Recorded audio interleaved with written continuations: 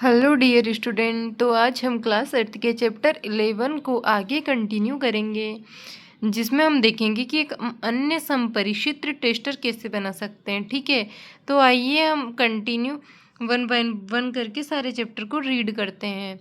एक अन्य संपरिचित्र बनाने के लिए आप विद्युत धारा के किसी अन्य प्रभाव का उपयोग कर सकते हैं। तो जब आपको कोई अन्य टेस्टर बनाना है तो आप विद्युत धारा के किसी अन्य प्रभाव का उपयोग कर सकते हैं। क्या आपको याद है कि विद्युत धारा चुंबकीय प्रभाव उत्पन्न करती है? जब किसी तार में विद्युत धारा प्रवाहित होती है तो उसके पास रखी चुंबकीय सुई पर क्या प्रभाव पड़ता है? तो यहाँ पर कहा गया है कि जो विद्युत धारा होती है वो चुंबकीय प्रभाव उत्पन्न करती है। जब किसी तार में विद्युत धारा प्रवाहित होती है तो चुंबकीय प्रभाव को उत्पन्न करती है। ठीक है, किसी तार में विद्युत धारा प्रवाहित हो रही है तो जो पास रखी जो चुंबकीय सुई होती है ना, वो हिलती है। उस पर क्या प्रभाव पड़ता है? तो आइए देखें। विद्युत धारा के दुर्बल होने पर भी सुई में विक्षेप देखा जा सकता है। क्या हम विद्युत धारा के चुंबकीय प्रभाव का उपयोग करके कोई एक संपरिचित्र बना सकते हैं? आइए क्रियाकलाप 11.3 द्वारा पता लगाएं। आपने चित्र 11.2 में संपरिचित्र में विद्युत बल्ब के स्थान पर एलईडी प्रकाश उत्सर्जक डायोड लाइट इमिटिंग डायोड का उपयोग कर सकते हैं। मतलब आप विद्युत बल्ब जो है उसके स्थान पर एलईडी का प्रयोग कर सकते हैं। एलईडी दुर्बल विद्युत धारा प्रवाहित होने पर दीप्त होता है। एलईडी के साथ दो तार जुड़े होते हैं, इन तारों को लीड्स कहते हैं। जो एलईडी होती है ना उसके साथ दो तार जुड़े होते हैं, इन्हें लीड्स कहते हैं। एक तार दूसरे की अपेक्षा थोड़ा लंबा होता है। याद रखिए कि एलईडी को किसी परिपथ में जोड़ते समय इसके लंबे तार को सदैव बैटरी के धन टर्मिनल से और छोटे तार को बैटरी के ऋण टर्मिनल से। यहाँ क्या रहा है कि जब आपको एक और टेस्टर बनाना है, जो ऐसा टेस्टर जो दुर्लभ विद्युत धारा उत्पन्न होने पर भी उसमें बल्ब जले, तो आप एलईडी को ले सकते हैं। उसमें दो तार होते हैं, ठीक है, जिन्हें लीड्स कहते हैं, और एक तार दूसरे की अपेक्षा लंबा होता है। तो ध्यान रखना कि जो परिपथ में जोड़ते समय जो लंबा तार होता है वो बैटरी के धन टर्मिनल से और जो छोटा होता है वो ऋण टर्मिनल से जोड़ते हैं। यहाँ पर देख लीजिए कुछ एलईडी है, इसके वायर हैं। ठीक है, एक और क्रियाकलाप देखिए 11.3 देखो। यहाँ पर माचिस की डिबिया से ट्रे निकालिए। जो माचिस की डिब्बी होती है ना, उससे वो जो अंदर फंसा होता है उसे ट्रे निकाल लिए अपने। ठीक है, ट्रे पर चित्र में दर्शाए अनुसार एक विद्युत तार के कुछ फेरे लपेटिए। विद्युत तार के क्या करने हैं आपको? एक फेरे से लपेटने हैं। फिर ट्रे के भीतर एक छोटी चुंबकीय सुई रखिए। छोटी सी चुंबकीय सुई को रखिए। अब तार के स्वतंत्र सिरे जो है ना, स्वतंत्र सिरा है, उसे बैटरी के एक टर्मिनल से जोड़िए तथा तार के दूसरे सिरे को स्वतंत्र छोड़िए। तार का दूसरा टुकड़ा लेकर बैटरी के दूसरे टर्मिनल से जोड़िए। यहाँ पर ये माचिस की डिबिया ले ली, इसमें तार को फेरे कर दिए, इसे लपेट दिया, चुंबकीय सुई लगा दी, और फिर ऐसे जो तार का जो मतलब वायर होता है ना, जो यहाँ पर हमने पढ़ा क्या था कि जो चुंबकीय सुई रखी और फिर जो स्वतंत्र सिरा है उसको बैटरी के धन टर्मिनल से, ये बैटरी लगी हुई है यहाँ पर, बैटरी के धन टर्मिनल से स्वतंत्र सिरे को जोड़िए। तार के दूसरे सिरे को स्वतंत्र छोड़ दीजिए और दूसरा टुकड़ा लेकर दूसरे टर्मिनल से जोड़िए। तो यहाँ पर आप क्या देखेंगे? दोनों तारों के स्वतंत्र सिरे को क्षण मात्र के लिए एक दूसरे से स्पर्श कराइए। चुंबकीय सुई को तुरंत विक्षेप दिखना चाहिए। आपका तार है, आपका तार के दो स्वतंत्र सिरों वाला संपरिचित्र तैयार है। अब इस संपरिचित्र का उपयोग करके क्रियाकलाप 11.2 को दोहराइए। क्या संपरिचित्र के स्वतंत्र सिरों को नींबू के रस में डुबोते ही आपको चुंबकीय सुई में विक्षेप दिखाई देगा। संपरिचित्र के सिरों को नींबू के रस से बाहर निकालिए, उन्हें पानी में डुबोइए और पोंछकर सुखाइए। इस क्रियाकलाप को अन्य द्रवों जैसे टोंटी का पानी, वनस्पतिक तेल, दूध, शहद आदि के साथ दोहराइए। प्रत्येक द्रव का परीक्षण करने के पश्चात संपरिचित्र के सिरों को जल में धोकर और पोंछकर सुखाना अवश्य याद रखिए। प्रत्येक स्थिति में देखिए कि चुंबकीय सुई विक्षेप दर्शाती है या नहीं। अपने प्रेक्षणों को सारणी 11.1 में अंकित कीजिए। सुचालक या हीन चालक द्रव के बारे में पढ़ेंगे, जिसे नींबू का रस, कि इसके द्वारा चुंबकीय सुई विक्षेप दर्शाती है? तो बिल्कुल हाँ। सुचालकहीन अच्छा चालक है ये। सुचालक है या फिर कुचालक है तो अच्छा चालक है। सिरका भी चालक है अच्छा। रोटी का पानी भी अच्छा चालक है। वनस्पति तेल नहीं है अच्छा चालक, हीन चालक है। दूध भी अच्छा चालक है। सुचालक है मतलब शहद नहीं है सुचालक, वायु भी नहीं है सुचालक, हीन चालक है। तो सारणी 11.1 से हम देखते हैं कि कुछ द्रव विद्युत के सुचालक तथा कुछ हीन चालक होते हैं। पहेली क्या कह रही है देखो, जब संपरिक्षित्र के स्वतंत्र सिरे एक दूसरे को नहीं छूते हैं, संभव है कि उनके बीच में वायु हो। पहेली को ज्ञात है कि वायु विद्युत की हीन चालक है, परंतु उसने ये भी पढ़ा है कि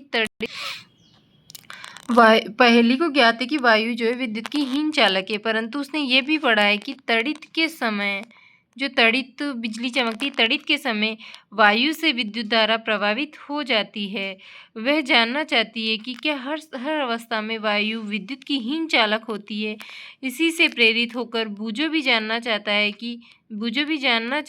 कि क्या हीन चालकों की श्रेणी में रखे अन्य पदार्थ भी विशेष परिस्थितियों में अपने से विद्युत को प्रभावित होने देते हैं। तो यहाँ देखिए फिर समझाया गया है कि वास्तव में विशेष परिस्थिति में अधिकांश पदार्थ विद्युत धारा का चालन कर सकते हैं। यही कारण है कि पदार्थों को चालकों एवं विद्युत रोधियों के रूप में वर्गीकृत करने की अपेक्षा अच्छे चालक, सुचालकों तथा हीन चालकों के रूप में वर्गीकृत करने को अधिक मान्यता दी गई है। मतलब कह रहा है कि कुछ विषम परिस्थितियां ऐसी होती है जहां पर अधिकांश पदार्थ जो है विद्युत धारा का चालन कर सकते हैं। यही कारण है कि इन्हें चालक तथा विद्युत रोधियों के रूप में वर्गीकृत करने की अपेक्षा, एक चालक एक विद्युत रोधी है मतलब कुचालक है, कहने की अपेक्षा अच्छे चालक, सुचालक तथा हीन चालकों के रूप में वर्गीकृत करने को अधिक मान्यता दी गई है।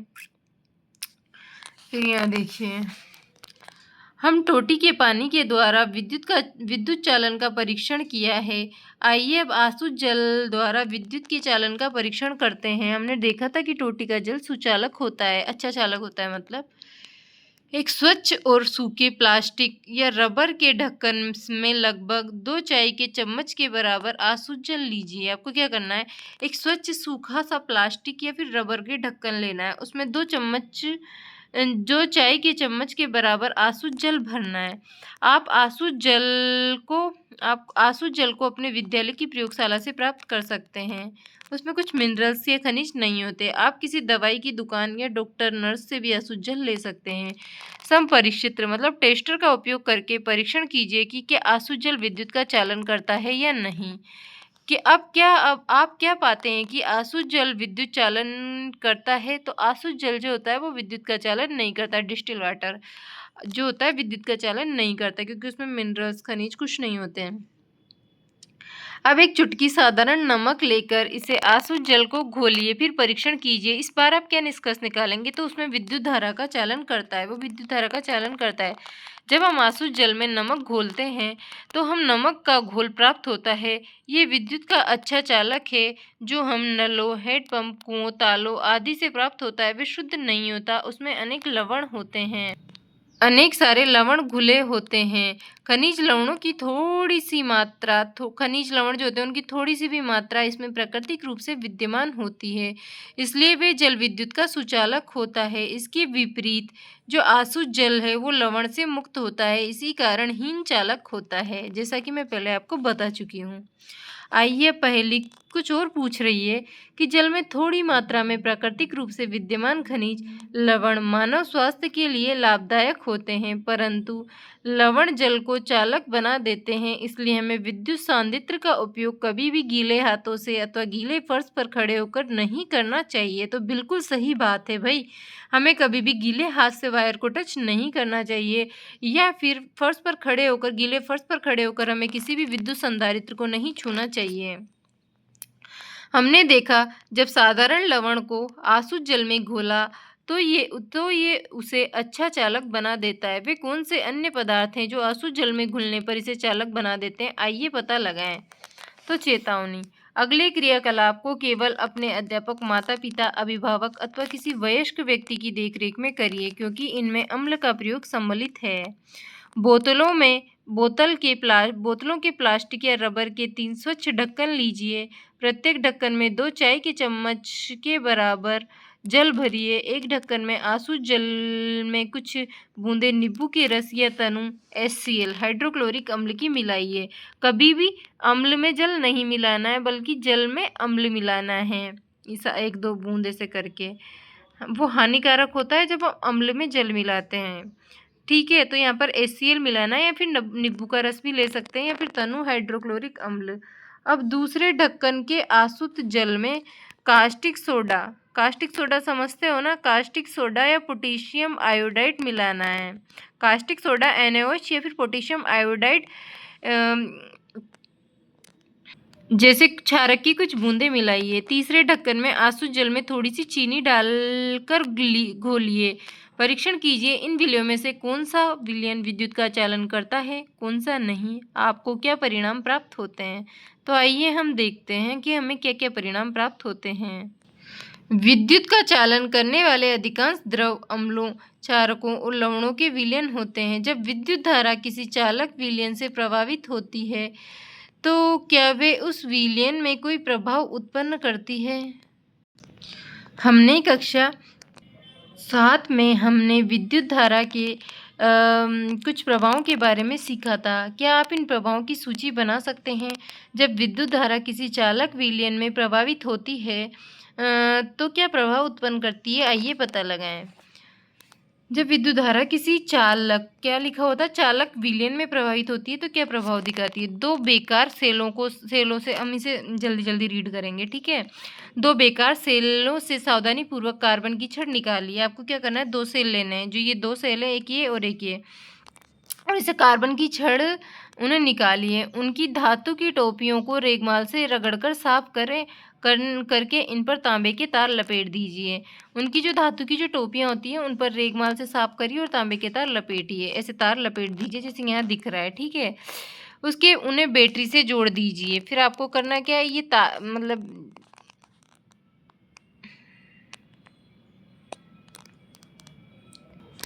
ठीक है, तो 2 बेकार सेल लिए थे ये, दोनों में जो है कार्बन की जो छड़ी थी उसे निकाल दिया था हमने। उसके बाद उनकी टोपियों को रेगमाल से साफ किया था और उसमें 2 तांबे के तार लपेट दिए थे, उन्हें बैटरी से जोड़ दिया था।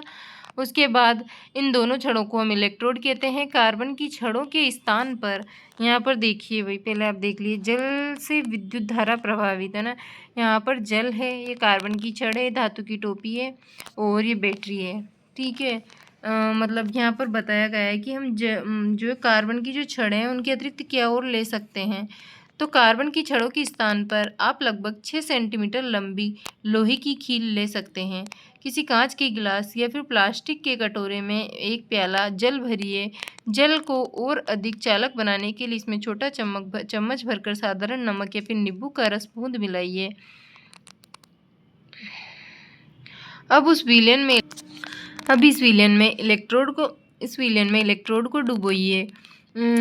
ये सुनिश्चित कीजिए कि कार्बन की छड़ों की धातु की टोपियां जल के बाहर रहे। 3-4 मिनट तक प्रतीक्षा कीजिए। इलेक्ट्रोड को ध्यानपूर्वक देखिए। क्या आप इलेक्ट्रोडों के समीप किसी गैस के बुलबुले देख पाते हैं। क्या हम विलयन में हो रहे परिवर्तनों को रासायनिक परिवर्तन कह सकते हैं। कक्षा 7 में पढ़ी गई रासायनिक परिवर्तन की परिभाषा का स्मरण कीजिए। तो यहाँ देखिए, सन 1800 में एक ब्रिटिश रसायनज्ञ विलियम निकलसन ने 1753 से 1815 में ये दर्शाया कि इलेक्ट्रोड जल में डूबे हों तथा उनके द्वारा विलयन से विद्युत धारा प्रवाहित की जाए तो ऑक्सीजन तथा हाइड्रोजन के बुलबुले होते हैं। जब इलेक्ट्रोड जल में डूबे और उनके द्वारा यदि विद्युत धारा प्रवाहित हो तो ऑक्सीजन व हाइड्रोजन के बुलबुले उत्पन्न होते हैं। ऑक्सीजन के बुलबुले बैटरी के धन टर्मिनल से, जो ऑक्सीजन होती है ना, उसके बुलबुले बैटरी के धन टर्मिनल से जुड़े इलेक्ट्रोड पर तथा हाइड्रोजन के बुलबुले दूसरे इलेक्ट्रोड ऋण टर्मिनल से जुड़े इलेक्ट्रोड पर बनते हैं। ठीक है, किसी चालक विलयन से विद्युत धारा प्रभावित होने पर, यदि कोई चालक विलयन है उससे विद्युत धारा प्रभावित होने पर रासायनिक अभिक्रियाएं होती है। इसके फलस्वरूप इलेक्ट्रोड पर गैस के बुलबुले बन सकते हैं। इलेक्ट्रोड पर धातु के निक्षेप देखे जा सकते हैं। विलयनों के रंग में परिवर्तन हो सकते हैं। ये रासायनिक अभिक्रिया उपयोग किए जाने वाले विलयन तथा इलेक्ट्रोड पर निर्भर करती है। ये विद्युत धारा के कुछ रासायनिक प्रभाव हैं। बूजो बूजो ने परीक्षण करने का निश्चय किया कि क्या कुछ फल एवं वनस्पति भी विद्युत का चालन करती हैं या नहीं। उसने एक आलू को दो भागों में काटा और एक टेस्टर उसने आलू को दो बराबर भागों में काटा तथा संपरीक्षित टेस्टर के तांबे के तारों को इसमें निर्विष्ट किया। जो टेस्टर होता है ना, उस टेस्टर के तांबे के तारों को इसमें निर्विष्ट किया। ठीक है, जो टेस्टर के तांबे के तार थे उसको आलू में निर्विष्ट कर दिया, मतलब जो टेस्टर बनाया उसके जो तांबे के तार थे उसे आलू में आधा काटा और उसमें निर्विष्ट कर दिया, गाड़ दिया मतलब। तभी उसकी माँ ने उसे बुला लिया और वे आलू में निर्विष्ट किए गए संपरिक्षित्र के तारों को बाहर निकालना भूल गया। लगभग आधे घंटे के पश्चात जब वे वापस आया तो उसने देखा कि एक तार के चारों ओर नीला सा धब्बा बन गया। जो एक तार था ना उसके चारों ओर नीला सा धब्बा बन गया, जबकि दूसरे तार के चारों ओर कोई धब्बा नहीं बना। उसे इस प्रेक्षण में करने पर बड़ा आश्चर्य हुआ और उसने पहेली के साथ क्रियाकलाप को कई बार दोहराया। उन्होंने पाया कि हर बार धन टर्मिनल से संयोजित तार के चारों ओर नीला हरा धब्बा बनता है। उन्होंने अनुभव किया कि ये खोज अत्यंत लाभप्रद है क्योंकि इसका उपयोग किसी बॉक्स में छिपी बैटरी या सेल के धन टर्मिनल की पहचान करने के लिए किया जा सकता है। उन्होंने अपनी इस खोज को बच्चों की एक पत्रिका छपवाने का निश्चय किया। याद रखिए कि बूजो ने इस परीक्षण से प्रारंभ किया था कि आलू विद्युत का चालन करता है या नहीं। उसने पाया कि विद्युत धारा आलू में एक रासायनिक प्रभाव उत्पन्न करती है। उसके लिए अत्यंत उत्तेजक खोज थी। वास्तव में विज्ञान में कभी कभी ऐसा भी होता है कि आप खोज किस चीज़ की कर रहे होते हैं और आप कुछ अन्य खोज कर लेते हैं। अनेक महत्वपूर्ण खोजें इसी प्रकार हुई। तो आप कल की क्लास में विद्युत लेपन के बारे में करेंगे और इस चैप्टर को दी एंड करेंगे। आज के लिए इतना ही। तो आज अब हम कल इस चैप्टर में विद्युत लेपन, आगे सारी जितने भी टॉपिक्स हैं उन सभी को कवर करेंगे। तो आज के लिए इतना ही।